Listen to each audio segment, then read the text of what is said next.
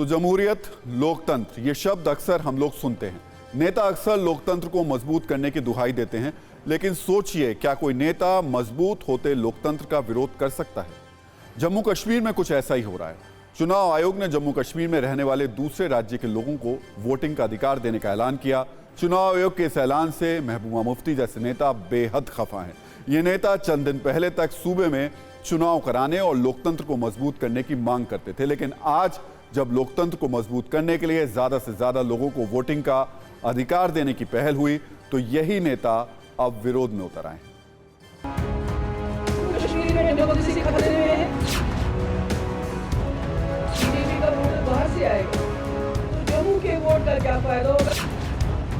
इन्हें लोकतंत्र में वोटिंग के अधिकार से एतराज है। आज न सिर्फ जम्मू कश्मीर में डेमोक्रेसी खतरे में है, बल्कि अगर आप देखेंगे ये रिगिंग का जो सिलसिला है ये पूरे मुल्क में है।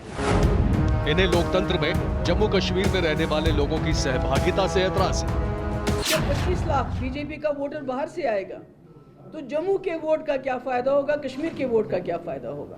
आम आदमी को वोटिंग का अधिकार इन्हें लोकतंत्र के लिए खतरा लगता है। ये वही महबूबा मुफ्ती हैं जो खुद सीएम बनने के लिए लोकतंत्र की दुहाई देती हैं।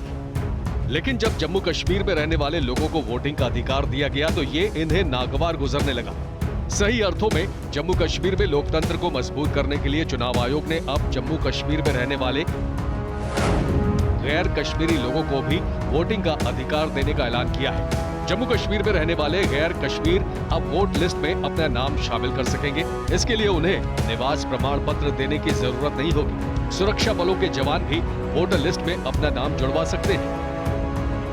यानी अब जम्मू कश्मीर में रहने वाला हर शख्स नई सरकार चुनने में सहभागी होगा। हर शख्स नई सरकार के लिए अपनी रजामंदी जताएगा। लेकिन लोकतंत्र को मजबूत करने वाली ये पहल महबूबा मुफ्ती जैसे नेताओं को नागवार गुजर रही है। अब ये चाहते हैं कि किसी तरीके से चोर दरवाजे से इलेक्शन में 25 लाख बीजेपी के वोटर बाहर से लाके इस दरवाजे से उस दरवाजे से लाके ये यहाँ किसी फासिस्ट को बिठा दें कुर्सी पे, ताकि यहाँ जो हमने पहले शुरू से ही कहा है कि यहाँ डेमोग्राफिक चेंजेस करना चाहते हैं। डेमोग्राफिक चेंजेस खाली मुसलमानों के लिए नहीं है, ये जम्मू के डोगरे के लिए भी है। कट्टरपंथियों और दहशतगर्दों की जमात के समर्थन की बदौलत सत्ता के शीर्ष पर पहुंचने वाले अब मजबूत होते लोकतंत्र से डर रहे हैं। उन्हें डर है कि अगर जम्मू कश्मीर में लोकतंत्र को मजबूती मिली तो चुनाव बहिष्कार की दहशतगर्दों की धमकी पहले से भी ज्यादा फ्लॉप होगी। लोग जमकर वोटिंग करेंगे और दहशतगर्दों के समर्थन से जीतने की उम्मीद रखने वाले हार जाएंगे। इसलिए ये डर बौखलाहट के तौर पर दिख रहा है। बिल्कुल बेबुनियाद उनका आरोप है, चाहे वो इलेक्शन कमीशन के ऊपर लगाते हैं या डिलिमिटेशन कमीशन की उस पर लगाते हैं। मुझे लगता है कि बौखलाहट है उस पक्ष का जिसने हमेशा से पाकिस्तान का झंडा बुलंद करने की कोशिश की इस धरती से। महबूबा मुफ्ती और दहशतगर्दों से हमदर्दी रखने वाले उनके जैसे नेताओं की बौखलाहट के बीच 15 सितंबर से वोटर लिस्ट में नाम शामिल करने की प्रक्रिया शुरू होगी, जो 25 अक्टूबर तक चलेगी। तो लोकतंत्र का आधार व्यापक हो, मजबूत हो, इसके लिए हमेशा ज्यादा से ज्यादा मतदाताओं की संख्या बढ़ाने और मतदान का प्रतिशत बढ़ाने पर जोर रहता है। मतदान लोकतंत्र की मतदाता नींव होते हैं, इसलिए कहा जाता है कि जितने ज्यादा लोग बतौर मतदाता चुनाव में शामिल होंगे उतनी ही ज्यादा मजबूती देश के लोकतंत्र को मिलेगी। इसलिए चुनाव आयोग ने जम्मू कश्मीर में मतदाताओं के बेस को और बड़ा करने की पहल की है। यहां हम आपको बताना चाहेंगे कि 2019 में अनुच्छेद 370 हटाए जाने के बाद जम्मू कश्मीर में वोटर लिस्ट में नाम जोड़ने की ये पहली कवायद है। चुनाव आयोग को उम्मीद है कि इस अभियान से जम्मू कश्मीर में 25 लाख नए वोटर्स जुड़ेंगे। नए वोटर्स में छात्र, मजदूर, सुरक्षा बलों के जवान और अन्य सरकारी कर्मचारी भी शामिल होंगे। 2019 के आंकड़ों के मुताबिक लद्दाख के अलग होने से जम्मू कश्मीर में 76,70,000 वोटर्स हैं। यानी चुनाव आयोग के ताजा फैसले से जम्मू कश्मीर में वोटर बेस बढ़ेगा और नए लोगों को वोटिंग का अधिकार मिलेगा। ये हमारे लोकतंत्र की आत्मा है, क्योंकि देश के संविधान ने सबको मतदान का अधिकार दिया है और मतदाताओं का बेस बढ़ाने के लिए वोटिंग का अधिकार 18 साल की उम्र में दिया जाता है। जम्मू कश्मीर में वोटिंग अब उम्मीद की जा सकती है कि पहले के मुकाबले और ज्यादा बेहतर देखने को मिलेगी। तो महबूबा मुफ्ती हो, फारूक अब्दुल्ला हो या उमर अब्दुल्ला हो, जम्मू कश्मीर में लोकतंत्र को मजबूत करने की बात करने वाले ये नेता आखिर ज्यादा से ज्यादा लोगों को मतदान का अधिकार दिए जाने से बौखला क्यों गए हैं? आखिर क्यों इनका डर बौखलाहट के तौर पर बाहर आ रहा है? इसे समझने के लिए हमें जम्मू कश्मीर विधानसभा से जुड़ी जानकारी भी समझनी होगी। दरअसल जम्मू कश्मीर में इस बार चुनाव नए परिसीमन के आधार पर हो रहा है। नए परिसीमन के मुताबिक जम्मू कश्मीर विधानसभा में कुल 114 सीटें हैं। 90 सीटें जम्मू कश्मीर के लिए हैं, 24 सीटें पाक अधिकृत कश्मीर के लिए हैं। परिसीमन में जम्मू कश्मीर में 7 विधानसभा सीटें बढ़ाई गई हैं। परिसीमन एक संवैधानिक प्रक्रिया है और तय समय में होती है। हालांकि इसका भी विरोध महबूबा मुफ्ती और फारूक अब्दुल्ला जैसे लोगों ने किया था।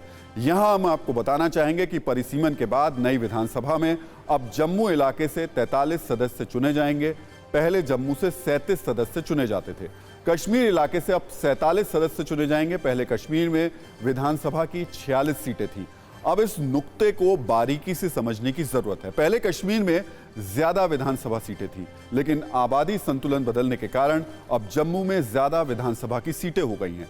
यहीं से महबूबा जैसे लोगों की परेशानी शुरू होती है, क्योंकि कश्मीर के कुछ इलाकों में कट्टरपंथियों और दहशतगर्दों का असर रहा है। इन इलाकों में वोटिंग कट्टरपंथी और दहशतगर्दों के डर से प्रभावित होती है। दहशतगर्दों के इशारे पर इन इलाकों के चुनावी नतीजे भी तय होते हैं। कट्टरपंथी और दहशतगर्द समय समय पर कभी नेशनल कॉन्फ्रेंस, कभी पीडीपी को लेकर के अपनी आवाज देते रहे हैं। कट्टरपंथी और दहशतगर्दों के इसी समर्थन की वजह से ये राजनीतिक पार्टियां घाटी में फल फूलती रही हैं, या कह सकते हैं कि एक तरफा जीत की तरफ बढ़ी हैं। जम्मू रीजन में कांग्रेस को मिलने वाली चंद सीटों के सहारे अपनी ये सरकार भी बना लेती हैं। इसके बाद पूरी सरकार एक तरफा तरीके से चलती नजर आती थी, लेकिन अब परिसीमन ने चालाकी से बनने वाली सरकार का खेल बदल दिया है। अब यह तय है सिर्फ कश्मीर क्षेत्र की 47 सीटों पर जीत से सरकार नहीं बनेगी, क्योंकि जम्मू रीजन में करीब आधी यानी 43 सीटें होंगी। वहीं महबूबा मुफ्ती और फारूक अब्दुल्ला जैसे लोगों की चालाकी वाली राजनीति भी अब नहीं चलेगी। यानी सीटों के परिसीमन ने जम्मू कश्मीर में होने वाली राजनीतिक खेल का बंटाधार कर दिया है। इसलिए इस खेल के लाभार्थी रहे नेता परिसीमन पर भी सवाल उठाते हैं। लीगली पॉलिटिकली यहाँ के रेजिडेंट नहीं हैं और उनको भारतीय जनता पार्टी जो सरकार इस माध्यम से वोटर बना के वोट डलवाना चाहती है, तो मसला साफ है कि भारतीय जनता पार्टी को 3 साल के बाद भी ये लगता है कि लोग उनसे खुश नहीं हैं। बीजेपी को डर है कि भाई वो जीत नहीं पाते और वो सत्ता में नहीं आ पाएंगे, उनके विधायक नहीं जीतेंगे। तो कश्मीर में दहशतगर्दों से नेताओं के एक वर्ग को खासी सहानुभूति रही है। बताने की जरूरत नहीं है कि वो कौन से नेता हैं जिन्हें दहशतगर्दों, अलगाववादियों और कट्टरपंथियों से सहानुभूति रही है। यहां हम आपको याद दिलाना चाहेंगे कि महबूबा मुफ्ती ने ही बतौर सीएम पत्थरबाजों से केस वापस लेने की सिफारिश की थी। दहशतगर्दों, अलगाववादियों, कट्टरपंथियों और नेताओं के इस नेक्सस ने चुनाव में भारत की छवि खराब करने और भारत की साख को बट्टा लगाने की लगातार कोशिशें की। भारत की छवि खराब करने के लिए अलगाववादी हर चुनाव में बहिष्कार की धमकी देते रहे हैं। चुनाव से पहले आतंकी हिंसक वारदात को अंजाम देते हैं और इससे लोगों में डर पैदा करने की भी कोशिश करते रहे हैं। आतंकी, अलगाववादी और कट्टरपंथी वोटिंग निष्पक्ष चुनाव में व्यवधान खड़ा करने की भी कोशिशें और साजिशें रचते रहे और उन लोगों को चुनाव लड़ने से रोकते रहे जो हिंसा और दहशतगर्दी के लगातार विरोध करते हैं। आतंकी, अलगाववादी और कट्टरपंथी मिलकर अपने असर वाले इलाकों में लोगों को वोटिंग से लगातार रोकते रहे हैं।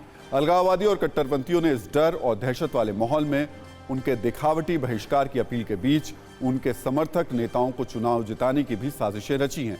लेकिन अब आतंकियों की कमर टूट चुकी है, अलगाववादियों की आवाज़ खामोश हो गई है और कट्टरपंथियों की कश्मीर में कोई नहीं सुनता। इसलिए महबूबा और उनके जैसे नेताओं की जमीन कमजोर हो रही है और इसी वजह से महबूबा मुफ्ती जैसे नेता बौखला रहे हैं।